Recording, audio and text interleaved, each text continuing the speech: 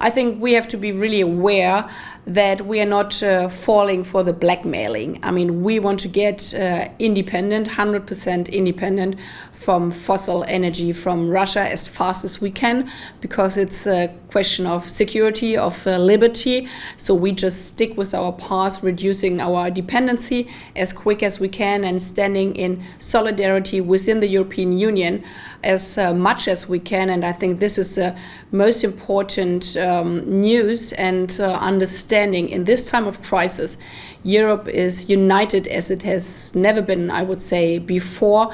They try to split us, but they are luckily not successful, because we understand what our task is. Is Europe fully united, though? Because only in the last few days, Hungary has sent its foreign minister to Moscow to try to negotiate extra gas supplies for Hungary. At the same time, Viktor Orbán, the Hungarian Prime Minister, has said that the EU sanctions amount to the EU shooting itself in the lungs.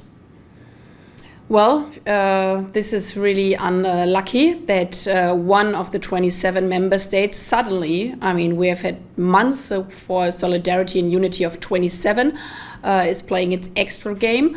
But again, in this critical moment, none of the other countries actually said we will follow Hungary. But we used the tools we're having as Europe, the qualified majority voting, now on gas.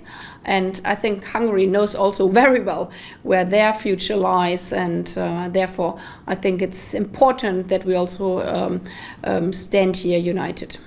This latest Russian move is something of a sort of double slap for Germany, isn't it? Because you were only just negotiating with Canada for them to return a turbine to Russia so that they could get Nord Stream 1 back in action again. And you gave an interview last week in which you said that you had said to the Canadians that if Germany didn't get the Russian gas, it would face such domestic unrest, it would be unable to keep supporting Ukraine. So how serious is this? Well, in this interview, I on purpose, I said now I'm going to exaggerate a bit, and not only meaning the momentum about the turbine and the talks to Canada, but the broad picture. Because in the beginning, we had the debate in the EU of embargo from one day to the other on oil and gas. And I was reminding in this interview you're relating to that the reason why we couldn't say from one day to the other we stop everything, that our dependency was so high that we could not explain this to public. I mean, they wanted to use the turbine as an argument stopping the gas, but that the turbine has to be renewed. I mean, this had nothing to do with... But just to be clear, if the gas stops flowing, Germany will continue its sanctions policy and it will continue sending military and other aid to Ukraine, even without any Russian gas? No doubt at all. Okay. Let's talk about Germany's supplies of military support to Ukraine. There's been a lot happening on this recently. We were reporting only last week on the Ukrainian army using German long-range howitzers, which Ukrainian soldiers were praising very highly.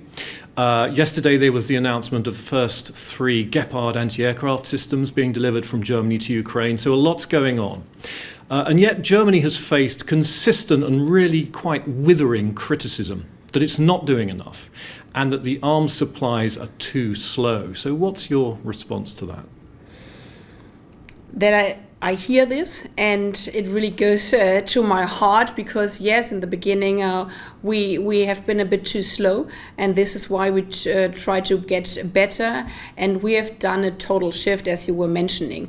We are delivering heavy weapons, we are delivering, especially with artillery, the most advanced systems, because this is what the Ukrainians are telling us. At this moment, the problem lies in the air and the long distance defense capabilities, and this is why we are now delivering like the howitzers, for example. And there's been also discussion when we said, for example, but the Ukrainian soldiers have to be trained. There was again this argument, so is this an excuse? And I have made very clear this is no excuse, but this is modern systems. So if they want to be effective, everybody has to know how you use them. That's a technical difficulty that you're referring to. I saw an interview with you recently where you were asked why is it that Germany has provided less support, less military support for Ukraine than countries such as Poland and Norway. When your response was it's not a race, and I guess that's correct. It's not a race, but Germany is the strongest economy in the EU. It's one of the world's largest weapons exporters, and people are asking, is there a lack of political will in Berlin?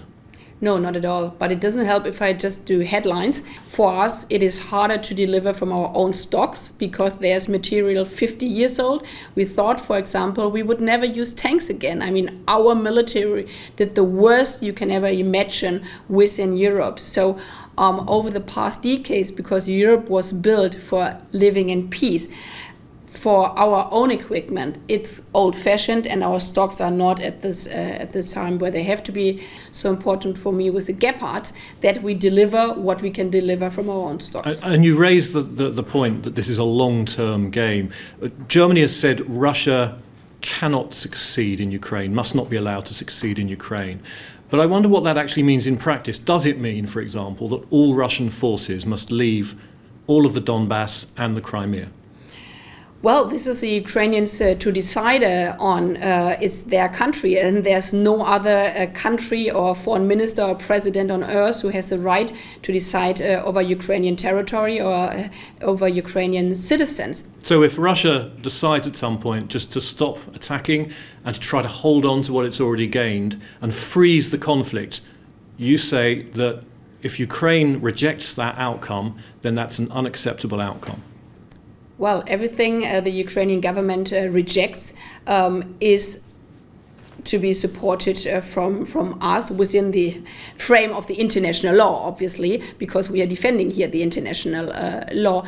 But it's Ukrainian territory. And I mean, we just have to think in the moment when there has been the signature on the deal or the agreement of the grain and corn getting out of Odessa.